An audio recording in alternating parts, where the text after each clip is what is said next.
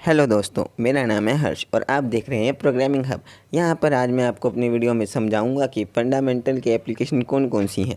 अगर आपने अब तक हमारे चैनल को सब्सक्राइब नहीं किया है तो यूट्यूब पर जाकर हमारे चैनल को सब्सक्राइब करें और बेल आइकन पर क्लिक करें ताकि हमारी वीडियो आप तक पहले पहुँच पाए। तो चलिए शुरू करते हैं। अगर आपने अब तक इसका पहला पार्ट नहीं देखा जिसमें कंप्यूटर क्या है, उसकी फंक्शनैलिटीज़ और एडवांटेज डिसएडवांटेज क्या क्या होती है और क्या क्या चीज़ है, मतलब कौन सी उसकी डेफिनेशन है, वो सारी वीडियो के डिस्क्रिप्शन में लिंक है उस वीडियो का, आप पहले उसे देखें, उसके बाद आपको ये समझ आएगा। तो चलिए शुरू करते हैं। कंप्यूटर एप्लीकेशन के ये इसमें हम पहले नंबर पे हमने रखा है बिजनेस को। क्यों? क्योंकि सबसे पहले ये आता है बिजनेस के यूज़ में। जैसे कि हमने आपको बताया था कि स्पीड ऑफ कैलकुलेशन, इसकी स्पीड बहुत है कैलकुलेट करने की, 100% एक्यूरेंसी, सही जवाब देता है। और उसके बाद ये कहाँ का उपयोग होता है बिजनेस के अंदर, ये नोट्स हिंदी और इंग्लिश दोनों में है। तो अगर आपको ये नोट्स चाहिए तो व्हाट्सएप का लिंक है, मैसेज कर आप मुझसे ले सकते हैं।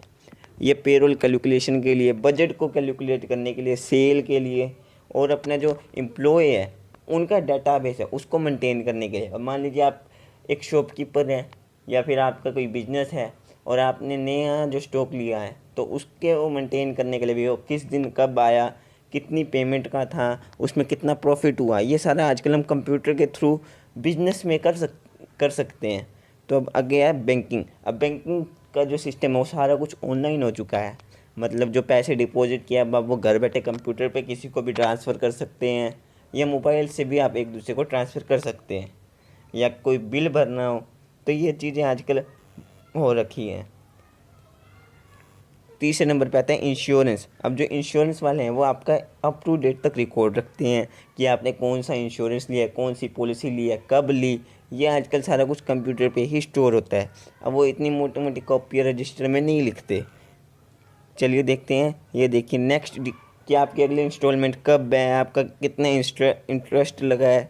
आजकल एजुकेशन में भी ये बहुत यूज होता है। एजुकेशन के लिए ये एक सिस्टम है CBE, कंप्यूटर बेस्ड एजुकेशन।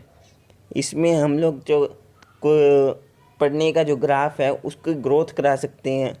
और जैसे कि आजकल सारा काम ऑनलाइन हो रखा है कोविड की वजह से, तो जितने भी पेपर हैं या फिर पढ़ाई है वो सारी वीडियो कॉन्फ्रेंसिंग के थ्रू हो रही है। तो ये एजुकेशन में भी बहुत काम आ रहा है।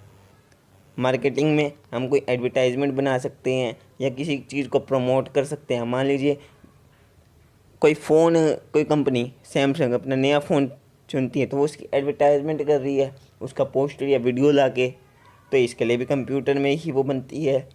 अब होम शॉपिंग भी कर सकते हैं। मान लीजिए फ्लिपकार्ट, अमेज़ोन है या फिर अजियो आ गई।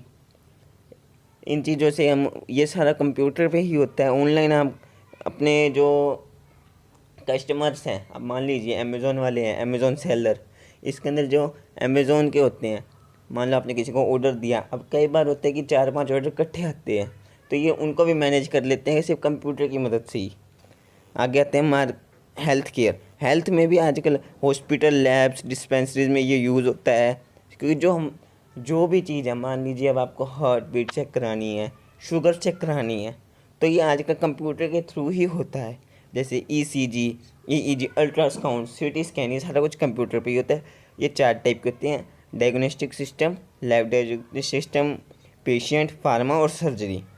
अब इसके बाद हम चलते हैं इंजीनियरिंग में। अब इंजीनियरिंग में ये देखिए कि अगर आपको कोई चीज़ बनानी है, चाहे आपको कोई कार बनानी है, चाहे आपको कोई बाइक बनानी है इंजीनियर को, या घर बनाना है, या फिर कोई ऐप बनाना है, तो इसके लिए आपको पहले आप उसका कोई छोटा सा स्ट्रक्चर बनाओगे या फिर उसके ड्रॉ करके देखोगे, तो उसके लिए भी यूज़ होता है।